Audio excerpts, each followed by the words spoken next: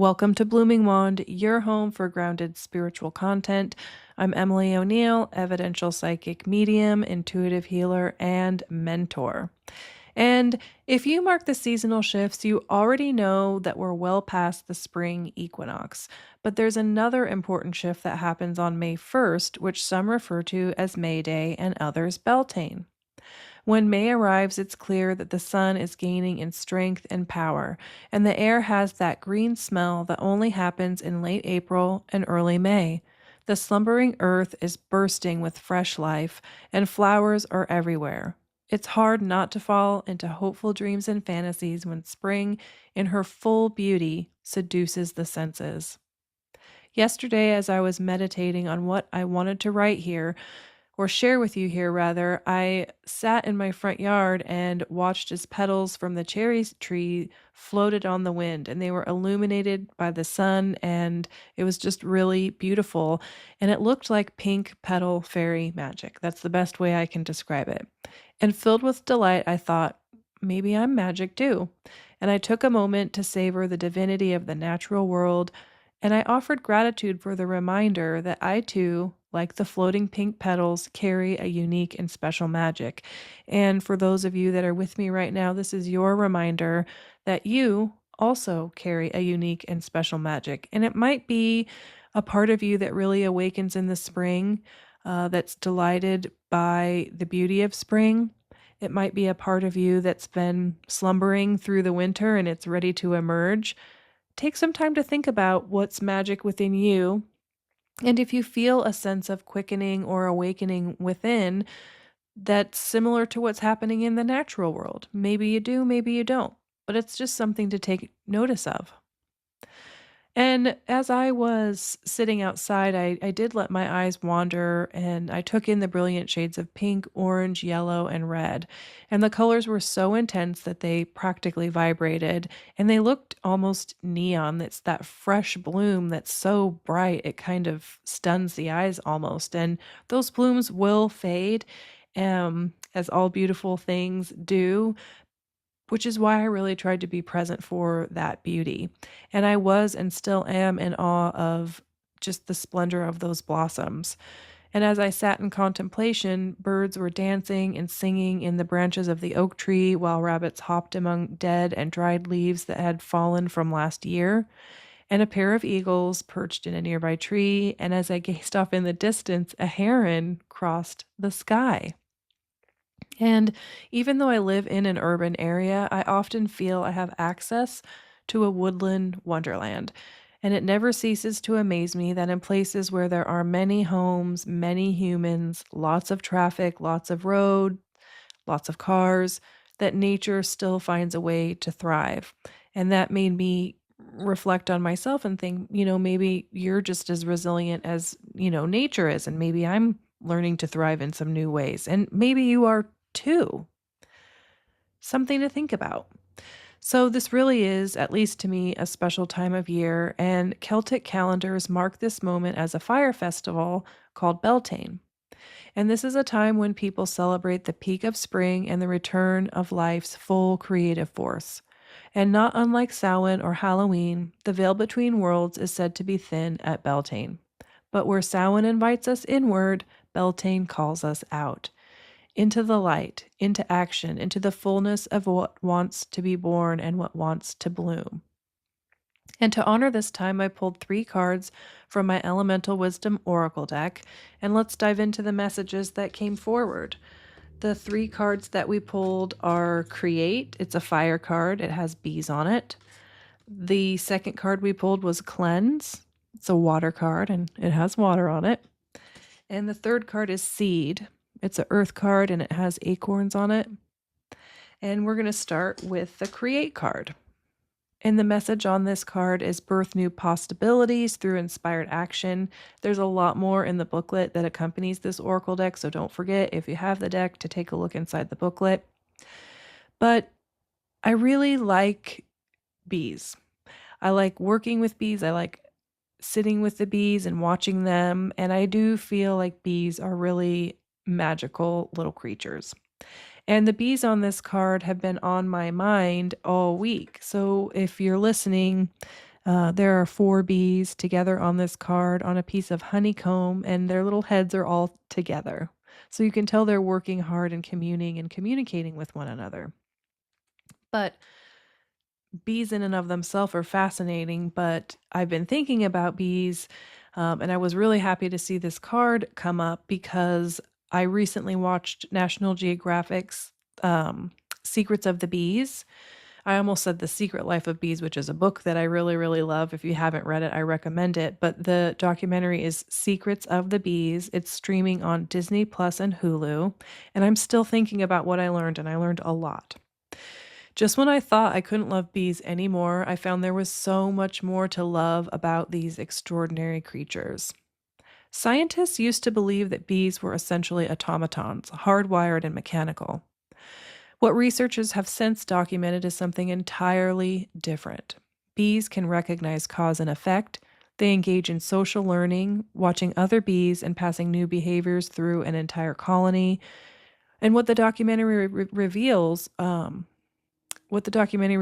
rather was genuinely astounding. And I think that if you watch it, it will rearrange your understanding of bees. It'll definitely give you a deeper understanding of them. It might even delight you to learn how miraculous they are. Now, researchers have documented bumblebees playing with small wooden balls for no reason other than apparent enjoyment. So there's no food reward, no survival advantage, it's just play. And in Japan, honeybees have been observed collecting leaves and animal feces to smear around their hive entrance, masking the colony's scent to deter predatory murder hornets.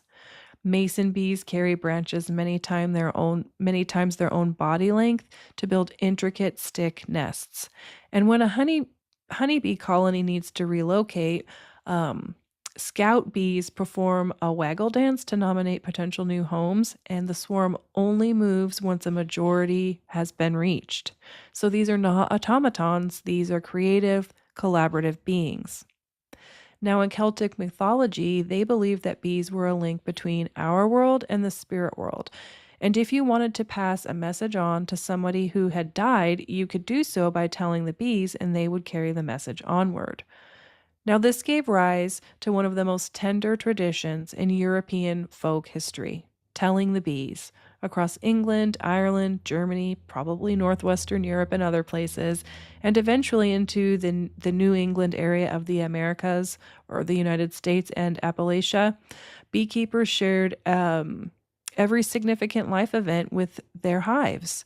So, births, deaths, marriages, um, long journeys, anything, they would share it with their beehives. The beekeeper would approach the hive quietly, knock softly to get their attention, and murmur the news. Marriages were celebrated by decorating the hives and leaving out pieces of wedding cake so the bees could take part in the festivities.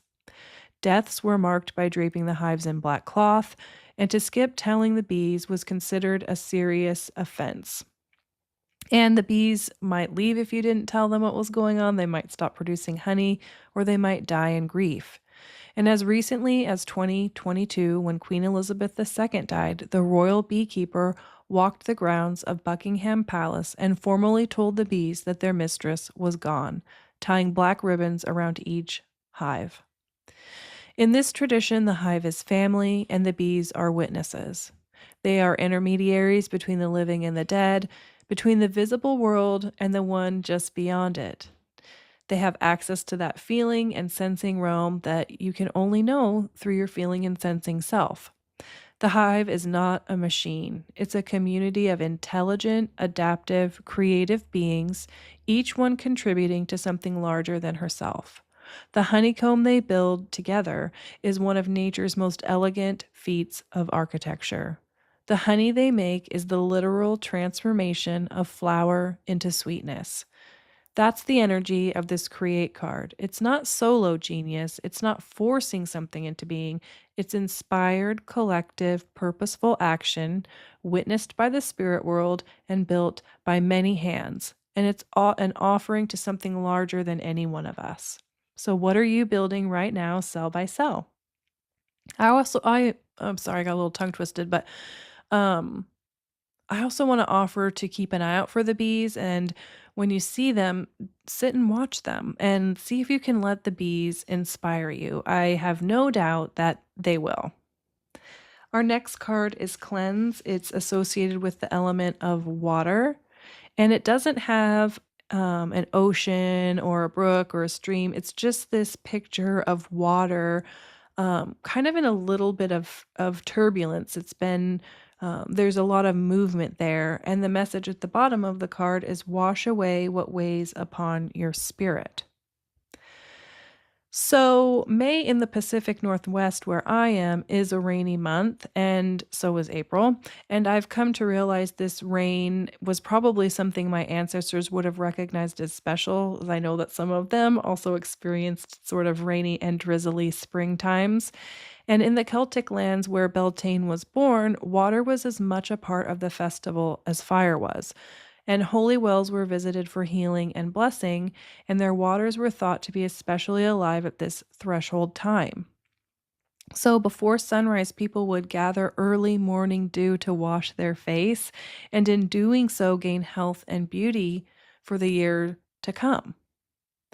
And some of my own ancestors came from England and Scotland and northwestern Europe and even Germany, which means somewhere in my lineage, someone may have done this, washed their face with early morning dew for that blessing and maybe even to wash away what weighed upon their spirit. So they may have even walked to a well on a May morning and cupped their hands in the cold water and prayed. And I find these thoughts really comforting. And as I honor this special time of year, I feel the healed and wise ones from my lineage drawing near. And I like to think about what they might have done in their own time to celebrate this threshold. Now, you don't need a holy well to cultivate a ritual to honor this sacred time. Try this. Pour water into a bowl, visit a bird bath or a creek, dip your fingers into its coolness. You can even do this at your faucet. You can do this when you're taking a bath or a shower. Just really connect with the water and remember that water is alive and it's the giver of all life. It has the power to cleanse your heart and spirit without requiring that you understand exactly how that works. You don't need to understand. You can just set the intention that when you're working with the water, that it wash away what weighs upon your spirit. But if you do want to have a little ritual, dip your fingers into the water and bless yourself and bless the world around you, and place your damp fingers upon your brow and speak these words. Let my heart be light and bright, and so it is. My grandmother, Rosa May, was born on May 1st, and so May Day has always carried a particular tenderness for me. As children, my sisters and I would gather dandelions and whatever wildflowers we could find, ring a neighbor's doorbell, place the bouquet at their threshold, and run, leaving the flowers behind as an anonymous gift. We didn't know we were practicing anything ancient or really special. We just knew it felt right to mark the day in some special way. Cleanse asks, what have you been lugging into every room? What story, what grief, what resentment, what old version of yourself is still taking up space that's ready to move on?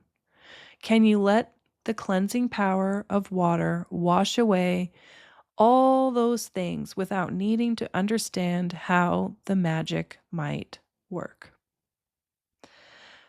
Our next card is Seed, and it has two green acorns, not brown ones, two green acorns on it with a nice green leafy background. It has the message written on it, plant seeds of beautiful new beginnings. And so if you're looking at the card or thinking about an acorn, I want you to think of an acorn and really look at it in your mind's eye, or if you're reading this or seeing this, look at this little acorn. It's rather unremarkable, and yet folded inside it is the entire mystery of one of the most sacred trees in human history. A tree that can live for centuries, it can shelter whole ecosystems, and outlive lots of people that ever stood underneath it. It can outlive us humans. Some scholars trace the word druid to the Celtic root word dru or oak combined with wid, which means to know, giving us something like knower of the oak, which means the oak is not just a tree, but a whole way of understanding the world. The Druids considered the oak the embodiment of the Dagda, the god of wisdom, healing, and fertility.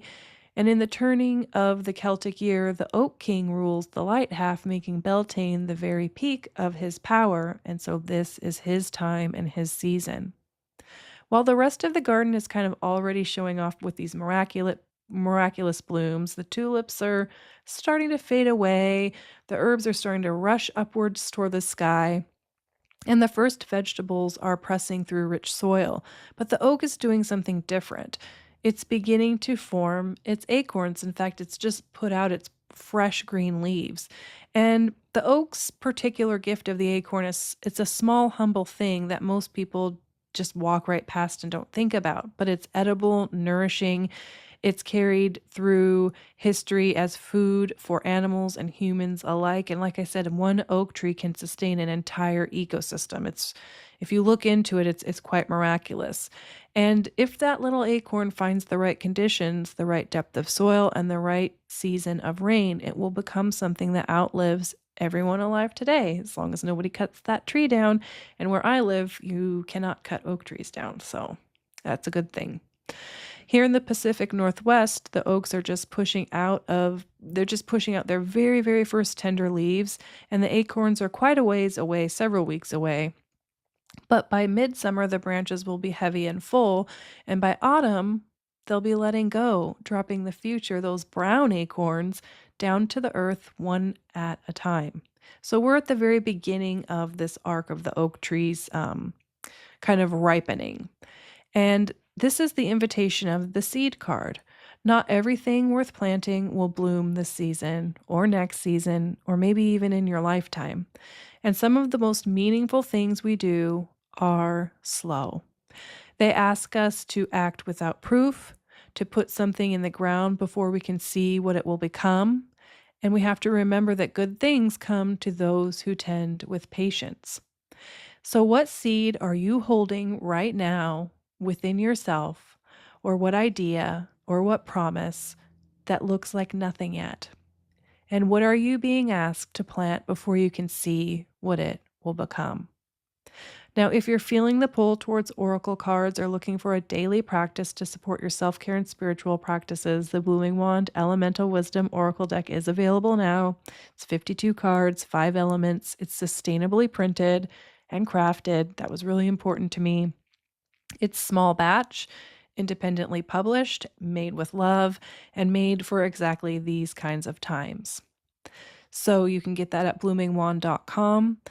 And for those of you that already have the deck in your hands, thank you so much. Genuinely, every person who works with these cards and brings their own meaning to them is part of what makes our little Blooming Wand ecosystem alive and special.